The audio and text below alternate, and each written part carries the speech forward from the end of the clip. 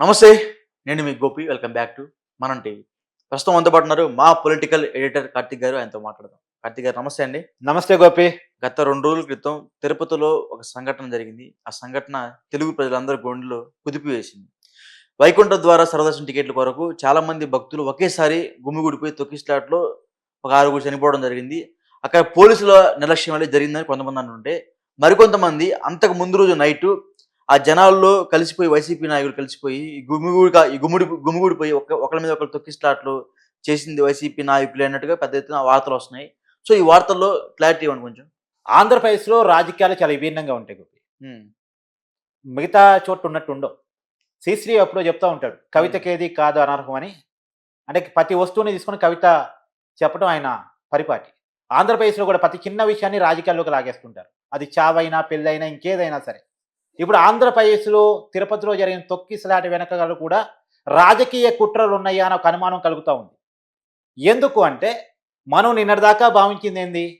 ఒక డీఎస్పీ అధికారి గేట్లు ఓపెన్ చేయటం వల్ల, ఆ గేట్లు ఓపెన్ చేసింది టోకెన్లు ఇవ్వటం కోసమే అని జనం భావించటం వల్ల, టోకెన్ల కోసం ఒక్కసారిగా ఆ పద్మావతి పార్కులో ఉన్నటువంటి 5,000 మంది ఒక్కసారిగా ఎగబట్టడం వల్ల తొక్కిసలాట జరిగి ఒకళ్ళ మీద ఒకళ్ళు తొక్కుకొని 6గురు చనిపోయారు అనేటువంటిది మనం విన్నాం. అవును. ఆ చనిపోవటానికి ఇంకొక కారణం ఏందంటే, అక్కడికి అంబులెన్స్‌కి ఫోన్ చేస్తే వెంటనే వచ్చిన అంబులెన్సు 20 నిమిషాల పాటు అంబులెన్స్ డ్రైవర్ కనపడకుండా పోవటం వల్ల చావులు పెరిగాయి. మాములుగా ఒకరిద్దరో చావాల్సింది డైరెక్ట్ 6గురు చావటానికి అంబులెన్స్ డ్రైవర్ కూడా కారణం హ్మ్. అనేటువంటిది విన్నాం. అంటే ఒక డీఎస్పీ అధికారి, ఒక అంబులెన్స్ డ్రైవర్ వీళ్ళిద్దరి వల్లే 6గురు చనిపోయారని మనం అనుకుంటున్నాం ఓకే. ఇప్పటివరకు. ఓకే. నిన్న చంద్రబాబు నాయుడు గారు ఆంధ్రప్రదేశ్ ముఖ్యమంత్రి హోదాలో వచ్చారు. డిప్యూటీ సీఎం హోదాలో పవన్ కళ్యాణ్ గారు వచ్చారు. ఓదార్పులు చేశారు. చంద్రబాబు నాయుడు గారైతే కారణమైనటువంటి అధికారులని సస్పెండ్ చేశారు, బదిలీలు చేశారు. తర్వాత పరిహారం ప్రకటించారు. హ్మ్. అయితే సరే ఇదంతా ఒక భాగం. కానీ ఇక్కడే ఒక కుట్ర కనపడేదేంటంటే, బదిలీ అయినటువంటి అధికారులలో చిత్తూరు జిల్లాలో చాలా ప్రముఖంగా వినిపించే పేరు తిరుపతి ఎస్పీగా ఉన్నటువంటి సుబ్బారాయుడు గారు. ఓకే. ఆ సుబ్బారాయుడు గారి మీద జగన్‌కి పీకల లోతు కోపం ఉంది. ఒక్కసారి బయట విను. ఏదో రిటైర్డ్ అయిపోయి వెళ్ళిపోతారు అనుకుంటున్నారేమో. రిటైర్డ్ అయిపోయినా పిలిపిస్తాం. లేకపోతే తిరుపతిలో ఆయన సుబ్బరాయుడు ఉన్నాడు, చంద్రబాబు నాయుడు తెలంగాణ నుంచి తెచ్చుకున్నాడు డెప్యుటేషన్ మీద. ఆయన ఏదో డెప్యుటేషన్కి మళ్ళీ తెలంగాణ వెళ్ళిపోతాను అనుకుంటున్నాడేమో. తెలంగాణ నుంచి మళ్ళీ పిలిపిస్తాం. సప్త సముద్రాల అవతలున్నా కూడా పిలిపిస్తాం. ప్రతి పోలీస్ ఆఫీసర్కు చెప్తా ఉన్నాం, చూస్తూ ఊరుకోం. చట్టం మీద చట్టం దగ్గర దోషులుగా నిలబెడతాం. చేసినటివన్నీ బయటకు తీస్తాం. ఈ మాదిరిగా ఇల్లీగల్ డిటెన్షన్స్, కోర్ట్ ఆర్డర్లను అధిగమించి ఇల్లీగల్గా మీరు చేసే ఈ కార్యక్రమాలు ఏవి కూడా చూస్తూ ఊరుకోం. ఓకే. చెప్పండి. విన్నావు కదా! హ్మ్. అంటే సుబ్బారాయుడిని 7 సముద్రాలు దాటిచ్చైనా వదలను. ఖచ్చితంగా సుబ్బారాయుడు అంత తేలుస్తానని జగన్మోహన్ రెడ్డి గారు స్ట్రైట్‌గా వార్నింగ్ ఇచ్చారు. అవును. ఎందుకు? వైసీపీ నాయకుల భరతం పడుతున్నాడని, అక్రమాలు అడ్డుకుంటున్నాడని, ఎర్రచందనం స్మగ్లర్ల ఆటలు కట్టిస్తున్నాడని, గంజాయిని ఈ మధ్య కాలంలో కూడా పట్టుకొని మన 2 రోజుల క్రితమే హ్మ్. పెద్ద ఎత్తున గంజాయిని పట్టుకొని గంజాయి లేకుండా తిరుపతిని చేయాలని ప్రయత్నం చేస్తున్నాడు ఆయన. ఎర్రచందనాన్ని రెడ్ హ్యాండ్‌గా పట్టుకున్నాడు. ఎర్రచందనాన్ని బయట దేశాలకి తరలిస్తున్నటువంటి విషయాన్ని ఆపాడు. ఇప్పుడు చెవిరెడ్డి భాస్కర్ రెడ్డి మీద చాలా ఆరోపణలు ఉన్నాయి. ఎర్రచందనాన్ని పుష్ప సినిమాలో అల్లు అర్జున్ అలానో హ్మ్. ఉమ్మడి చిత్తూరు జిల్లాలో అలానే ఎర్రచందనాన్ని తరలించే పుష్ప ఎవరంటే చెవిరెడ్డి భాస్కర్ రెడ్డి అని. అవునా? ఆ! హ్మ్. ఆయనకి ముచ్చెమటలు పట్టిస్తున్నాడు సుబ్బారాయుడు అనేటువంటిది అందరూ అనుకునే మాట. ఇప్పుడు ఆ సుబ్బారాయుడిని పంపించాలి అంటే ఎట్టి పరిస్థితిలో ఏదో ఒకటి చేయాలి. హ్మ్. వీరంత వరకు ఆ సుబ్బారాయుడిని ఆ తిరుపతి నుంచి పంపించకపోతే వాళ్ళ ఆటలు సాగవు, వాళ్ళ ఇన్కమ్ ఆగిపోతుంది, వాళ్ళ బిజినెస్ ఆగిపోతుంది అనే ఒక భయం వైసీపీ నాయకుల్లో జగన్మోహన్ రెడ్డి గారిలో కానీ, చెవిరెడ్డి భాస్కర్ రెడ్డిలో కానీ ఉంది అనేటువంటిది చాలా మందిలో వినిపించి ఒక అనుమానం. ఓకే. ఇది మాత్రమే కాదు, తిరుపతి కేంద్రంగా జగన్మోహన్ రెడ్డి గారికి ఇమేజ్ డ్యామేజ్ అయింది. తిరుపతి లడ్డూ వల్ల వైసీపీ పార్టీకి కానీ, జగన్మోహన్ రెడ్డి కానీ చాలా రాజకీయంగా చాలా ఇబ్బందిగా జారింది. తిరుపతి లడ్డూని కల్తీ చేశారు అనేటువంటి ఒక విషయం అక్కడ భక్తుల మనోభావాలను హత్య చేసింది. ఓకే. అక్కడ వైసీపీ పార్టీ ఒకప్పుడు చాలా పెద్ద పార్టీ ఉమ్మడి చిత్తూరు జిల్లాలో. హ్మ్. ఆ పెద్ద పార్టీకి అది ఇబ్బంది అయ్యే పరిస్థితి ఉంది. మొత్తం రాయలసీమలో కూడా ఇబ్బందికరంగా మారే అవకాశం ఉంది. కాబట్టి ఆ తిరుపతి కేంద్రంగానే మళ్ళా పరువు నిలబెట్టుకోవాలి, చంద్రబాబు పరువు తీయాలి, కూటమి పరువు పోగొట్టాలి. ఈ ప్లాన్లు ఒకటి సుబ్బారాయుడు మీద ఉన్న కోపం తీర్చుకోవాలి, ఉమ్, 2 తిరుపతి కేంద్రంగా మళ్ళా కూటమి పరువు తీయాలి. ఎక్కడైతే తన పరువు పోయిందో అక్కడే కూటమి పరువు తీయాలి. ఈ 2 కారణాల చేత జగన్మోహన్ రెడ్డి గారు పన్నినటువంటి కుట్రలో భాగంగానే ఈ పని జరిగింది అనేటువంటిది. ఈ డిఎస్పీని లోబరుచుకొని, అంబులెన్స్ డ్రైవర్ని లోబరుచుకొని ఈ కుట్ర చేశారా? ఎందుకంటే ఒక డిఎస్పీ స్థాయి అధికారి, కానిస్టేబుల్ కాదు, ఎస్ఐ కాదు, సిఐ కాదు, ఆ పైన ఉండే ర్యాంకింగ్ డిఎస్పీ. అతను తెలుసు క్రౌడ్ పెద్ద ఎత్తున ఉన్నప్పుడు ఎలాంటి మేనేజ్మెంట్ చేయాలి. ఇక్కడ జనాలు పద్మావతి పార్కులో 5,000 మంది సరిపోతారా సరిపోరా, వీళ్ళకి కనీస సదుపాయాలు మనం కల్పిస్తున్నామా లేదా, గేట్ ఓపెన్ చేసి తొక్కిసారి జరిగే అవకాశం ఉందా లేదా, గేట్ ఎప్పుడు ఓపెన్ చేయాలి, ఎప్పుడు టోకెన్లు ఇవ్వాలి, ఒక డెసిషన్ తీసుకోగల స్థాయిలో ఉన్నటువంటి అధికారి. చిన్న స్థాయి అధికారి కాదు అది. డిఎస్పీ స్థాయి అధికారికి అన్ని తెలుసు. ఆ తెలిసినప్పటికీ కూడా ఎందుకు అలా చేశాడు? వెనకాల ఏముంది అంటే, మా అయితే ఏం చేస్తారు, బదిలీ చేస్తారు, మా అయితే ఏం చేస్తారు, సస్పెండ్ చేస్తారు, అంతకన్నా ఏమేం చేస్తారు, డిస్మిస్ చేస్తారు. డిస్మిస్ చేస్తే ఏముంది? మొత్తం 60 ఏళ్ళు ఉద్యోగం చేస్తే ఎంత డబ్బైతే పోలీసు ఉద్యోగంలో వస్తుందో అంత డబ్బు ఒక్కసారి జగన్మోహన్ రెడ్డి గారు ఆశ చూపిస్తే.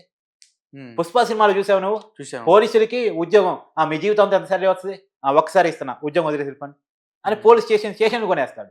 అవును. సో ఒక పెద్ద అమౌంట్ ఆఫర్ చేశారనుకో, ఉమ్, డిఎస్పీ లొంగిపోవడం గ్యారంటీ ఏంటి?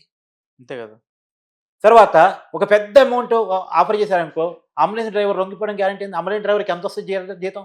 15,000 20,000 వస్తాయి. అదే ఒక పెద్ద అమౌంట్ వస్తే వాడు ఎన్నాళ్ళు సంపాదించాలంతా?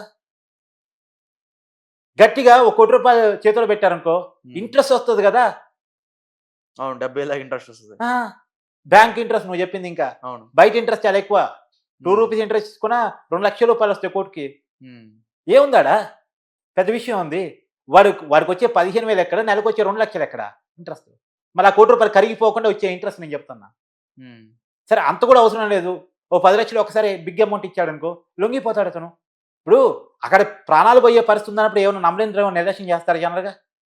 ఉమ్, అంబులెన్స్ డ్రైవర్లు అంటేనే వాళ్ళకి ఎలాంటి ట్రైనింగ్ ఉంటుంది, ఎంత ఇమీడియట్గా నువ్వు వెళ్ళాలి. అసలు అంబులెన్స్ పోతుందంటే ట్రాఫిక్ సిగ్నల్స్ కూడా వాడు మిగతా వాళ్ళంతా నాపి మరీ అంబులెన్స్ని పంపించేస్తారు. అవును. అంటే వాళ్ళకి ఇచ్చే ఇంపార్టెన్స్ అట్టుంటుంది, వాళ్ళకి ఇచ్చే ట్రైనింగ్ కూడా అట్టుంటుంది. ఎంత స్పీడ్గా ఎట్లా వెళ్ళాలి హాస్పిటల్కి అనేది వాళ్ళకి ట్రైనింగ్ ఇస్తారు. అలాంటిది అంబులెన్స్ డ్రైవరు అక్కడ ప్రమాదం జరిగినప్పుడు 20 నిమిషాలు కనపడకుండా ఎటో పోయాడు అంటే దీనిని ఇక్కడ కుట్ర లేదని ఎందుకు అనుకోవాలి? సో ఖచ్చితంగా ఇక్కడ కుట్ర ఉంది. సో ఖచ్చితంగా 2 టార్గెట్స్. ఒకటి, తిరుపతి కేంద్రంగా కూటమి ప్రభుత్వం యొక్క పరువును తీయాలి. ఉమ్, 2, అక్కడ తిరుపతిలో హల్చల్ చేస్తున్నటువంటి ఎస్పీగా ఉన్నటువంటి సుబ్బారాయుడిని అక్కడి నుంచి పంపించాలి. ఈ 2 కారణాల చేత వైసీపీ కుట్ర చేసిందా అనేటువంటి ఒక కీలకమైనటువంటి అనుమానం కలుగుతా ఉంది. ఇంకోసారి చంద్రబాబు నాయుడు గారు బయట కూడా విను, సస్పెండ్ చేసిన వాళ్ళు సుబ్బారాయుడు గారు ఉన్నారు. ఆఫీసర్ ఎవరైతే ఉన్నారో డిఎస్పీ రమణ కుమార్ అయితే బాధ్యత లేకుండా పనిచేశారు.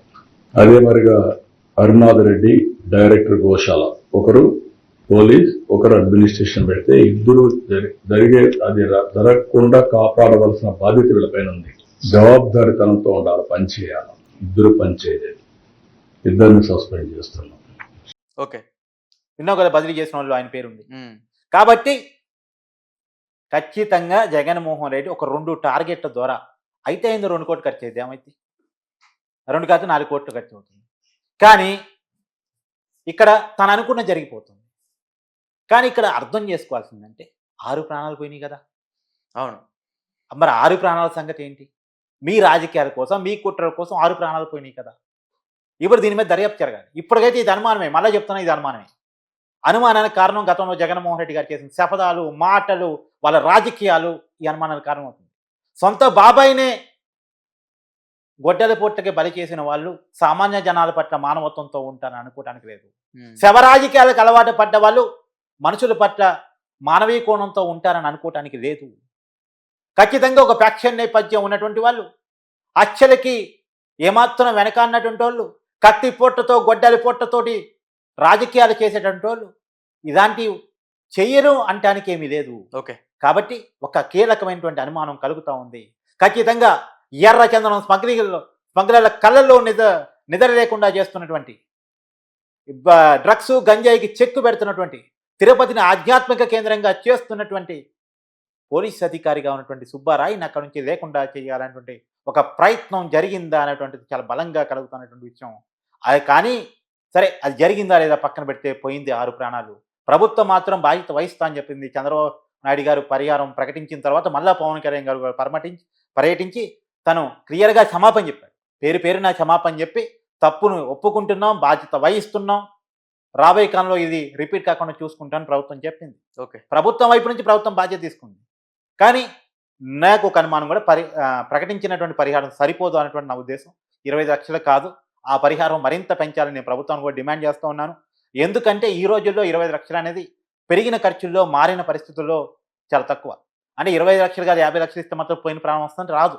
కానీ ఆ కుటుంబాన్ని ఆర్థికంగా ఆదుకోవాలనే కారణం చేత సహాయం చేయడం కాబట్టి ఇప్పుడు వాళ్ళ అంత్యక్రియలు, రకరకాల ఫార్మాలిటీస్, దిన కార్యక్రమాలు ఉంటాయి కాబట్టి ఆ కార్యక్రమాలకే సగం ఖర్చు అయిపోయే అవకాశం ఉంది కాబట్టి ఆ పరిహారాన్ని ఖచ్చితంగా పెంచాలని నేను డిమాండ్ చేస్తూనే ఈ అనుమానాల మీద నాకు కలిగినటువంటి అనుమానాల మీద ఖచ్చితంగా న్యాయపరమైనటువంటి నివృత్తి జరగాలని చెప్పేసి నేను బలంగా కోరుకుంటున్నాను. Okay. Right. Thank you Karthi గారు. Thank you.